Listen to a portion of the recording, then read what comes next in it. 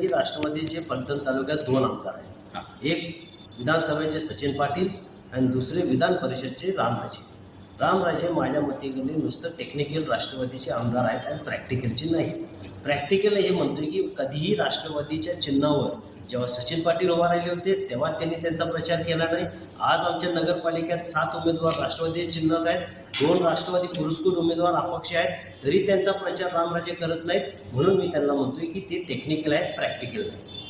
आणि एकनाथजी शिंदे साहेब आपल्याबरोबर असताना सुद्धा आज एकदम वेगळी भूमिका घेऊन तुमच्या विरोधी भूमिका घेऊन उभे राहिलेत. कसं असतंय साहेब, आपण माणसाला फलटण तालुक्याचे फलटणकरांना एकदा फसवू शकतो. रामराजे पहिलं घड्याळात, त्याच्यानंतर खासदारकीला तुतारीला मदत, परत रामराजे घड्याळाकडे आले, परत आमदारकीला तुतारीला, आणि आता आमदारकी झाल्यानंतर 11 महिने परत घड्याळाच्या मीटिंगला येत होते.